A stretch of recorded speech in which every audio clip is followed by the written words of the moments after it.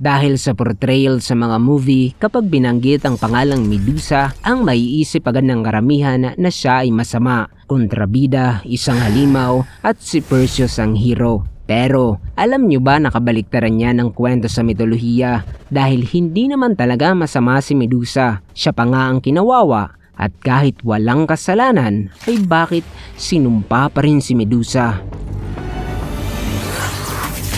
Si Medusa ay anak ng dalawang primordial gods na sina Keto at Phorcys. Pero kahit anak siya ng primordial sea gods ay siya lang ang natatanging mortal sa kanilang magkakapatid. Nakalaunay nakilala silang tatlo na Gorgon sisters.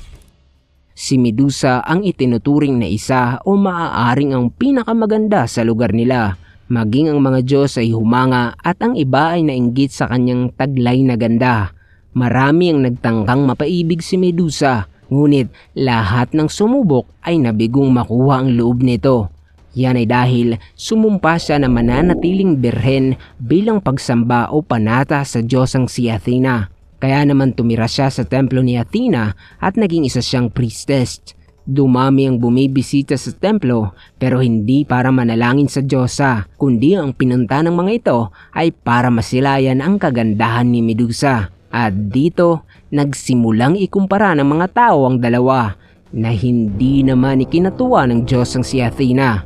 Isang araw, habang naglalakad sa dalampasigan si Medusa, ay napukaw niya ang atensyon ng Diyos ng karagatan na bighani o mas tama sigurong salita ay pagnanasa. Nagkaroon ng matinding pagnanasa si Poseidon sa dalaga. Ilang ulit siyang sinuyo ni Poseidon, ngunit kahit na Diyos ng karagatan ay kanyang tinanggihan, alang-alang sa kanyang tungkuling sinumpaan.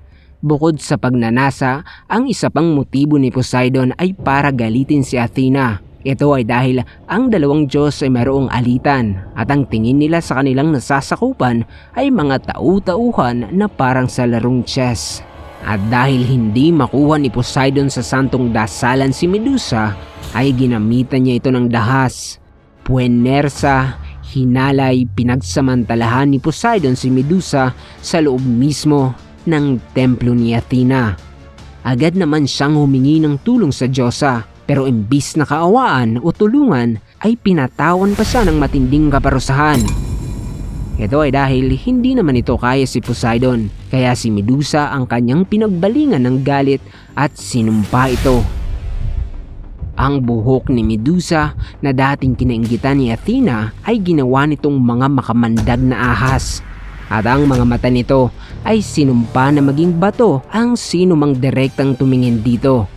Ang kabigha-bighaning anyo ni Medusa ay naging hindi kaaya-aya, kaya ang dating naghahabol para maangkin ang kanyang puso ay naging naghahabol na para putulin ang kanyang ulo.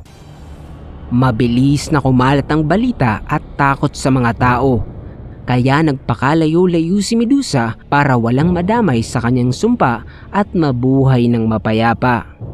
Pero mas halimaw ang mga tao. Hindi siya tinigilan ng mga ito. Sinubukan nilang huntingin si Medusa para ipagmalaki at gawing tropeyo ang ulo nito. At para ipagtanggol ang kanyang sarili ay ginawang bato ni Medusa ang lahat ng nagtangkang pumatay sa kanya.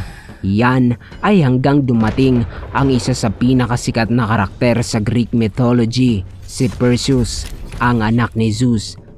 Para magtagumpay si Perseus ay kinailangan nito ng tulong mula sa ibang Diyos. Binigyan ito ng helmet mula kay Hades na ito ay may kakayahang gawin siyang invisible.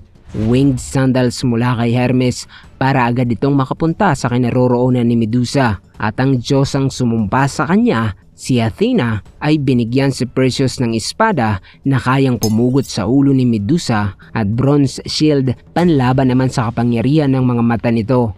Sa dami ng divine gifts na yan ay talagang walang kalaban-laban ang kaawa-awang si Medusa. At alam nyo na naman siguro ang sumunod na nangyari. Nagawang pugutin ni Perseus ang ulo ni Medusa, pero ang hindi alam ng marami ay nagdadalang tao ito ng mga sandaling iyon na bunga ng panghahalay sa kanya ni Poseidon. Teka, mali pala. Hindi pala siya nagdadalang tao dahil hindi tao ang naging anak niya. Nanganak ito hindi sa parang alam natin, kundi mula sa dugo galing sa liig na pinagpugutan sa ulo ni Medusa ay may sumibol na dalawang mythical creatures. Ang isa ay puting kabayo na mayroong pakpak, ang Pegasus.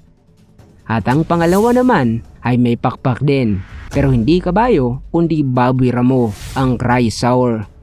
Si Medusa ay isang halimaw, masama at kontrabida. Yan ang pagkakaalam sa kanya ng karamihan. Pero ang totoo niyan, siya ay isa lamang biktima ng mga umabuso sa kapangyarihan. Parang sa totoong buhay lang. Minsan, kung sino pa yung tapat, sila pa yung sinasamantala ang kabaitan. At madalas naman, yung mga nasa baba ang laging ginugulangan. Kaya lalong nalulugmok sa kahirapan dahil sa kagagawan ng mga ganid na nasa kapangyarihan.